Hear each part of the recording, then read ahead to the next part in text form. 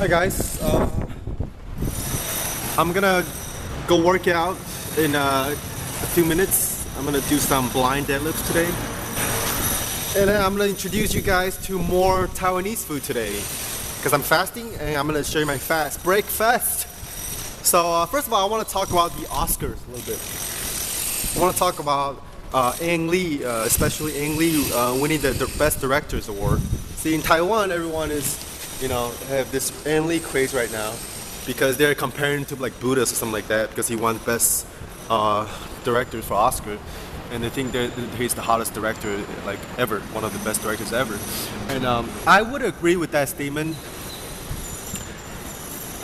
years ago when I saw Crouching Tiger, Hidden Dragon, and even Brokeback Mountain. I thought that, all right, he's a director who has his own voice. You can really sense the artistic merits, the aesthetic struggles in his movies. That was when before he was big in Hollywood. See, artists, they need to be deprived. They need to have this void. They need to show the world that they have something to prove. And Ang Lee was always the director, especially from Asia, that had to prove himself because, first of all, he was Asian, and he even mentioned that because he was Asian, he had to struggle, and because in general he wasn't gaining acceptance in anywhere because he was like 40 something and he still didn't have a job. His wife was supporting him, and he said he just kept writing script and he kept trying to direct movies, and finally he made it with Crouching Tiger, Hidden Dragon and Brokeback Mountain. He won Best Director. At that point, I thought, okay, here's a chance for him to do something truly original, truly authentic, but he didn't. He sold himself out. That's why I had a problem with Life of Pi. I thought that movie was boring because there was no sense of artistic struggle. There was no soul in there. They all make it look really pretty, all the 3D stuff. But let me tell you something about 3D. I have a problem with 3D in the first place, not because of this movie. Why do movies have to be 3D?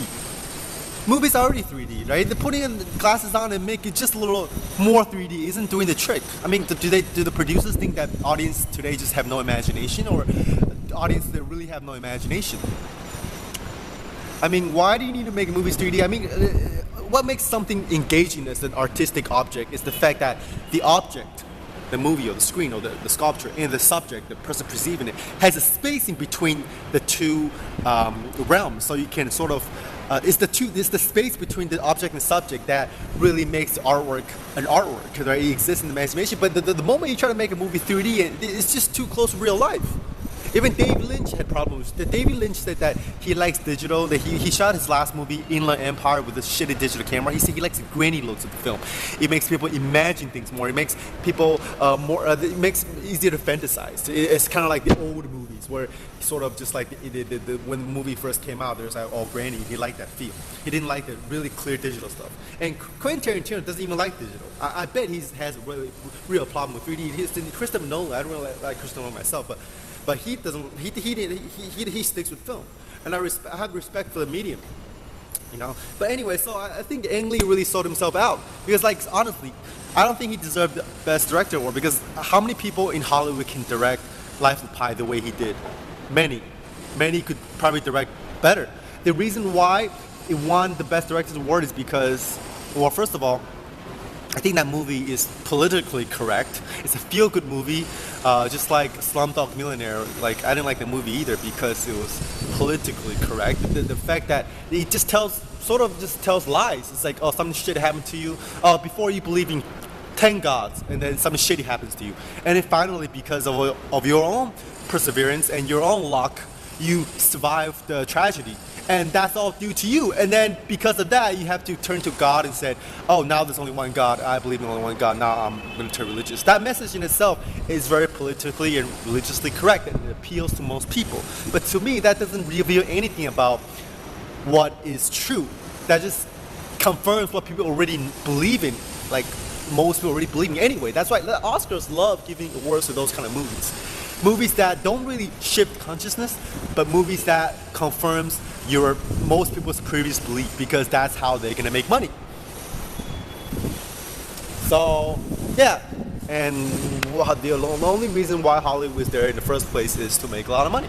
That's why they don't like movies that make people think. Imagine like if you get a Hollywood movie every week. Imagine if you go to work 5 days a week and then you have to go to the movies on the weekends and you watch some sort of foreign art house movie, and then it makes you question about your existence, and with the extension theme of Sardin, whatever, right? A more less superficial film, and then you sit through it, and then you're like, why the fuck am I doing this shit job 9 to 5? And then you wake up wanting to quit your job because of that movie made you think differently about your situation. And guess what? People are probably gonna quit their jobs. So you know what I'm saying? It's like that's my point. Is that Hollywood wants to make movies that people want to go see in the weekends to make them forget about their problems, to make them stop to make them stop asking questions about themselves, about their situation, about their life, so that they go back to Monday, staying mindless, so that they can just put their heads back on and just continue their jobs, so that the economy can go this way and the studios can go this way, and they can make more money making movies that just keep you mindless. But anyway, that's another video. What I'm not trying to say is that Ang Lee, after he was accepted by Hollywood, he just lost that courage. He just everything from that he does from now feels so contrived, and like he just wants to, instead of taking that opportunity to really make something original, write his own script, but he hasn't even written his own script, or just make something groundbreaking and that could really change people's view about things, or change Hollywood's way that how Hollywood make movies, whatever, right? He didn't. He just buys into the system and continues to make things that is inside the system. And well, that got him another award. And then I bet from this point on, he's gonna have more pressure to want to stay within the system. So he continue his legacy of acceptance. You know what I'm saying? That's not how a true artist works. He's not deprived anymore, and I can see that through his recent movies. They just don't touch me anymore. Life of Pi put me to sleep. He didn't put his soul in. That's all I can say.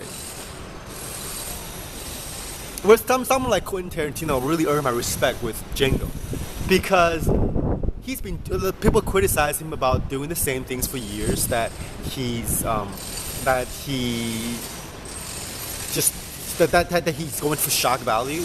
But I respect that he found his niche. You know what I'm saying? Like, and he didn't give a shit about whether he got nominated for Best Director. He won Best Screenplay, but like as a director, like deep down inside, I know he wants to win an Oscar. But he didn't make Django because he wanted to be accepted as a director. He made Django because he wants to explore violence, and he did it full-heartedly, right? And he just stuck to his guns, and I have respect for that. I think Martin Scorsese is someone who stuck to his guns as well. That's why he won an Oscar when he's like 80 years old, right? That's a true artist at work right there.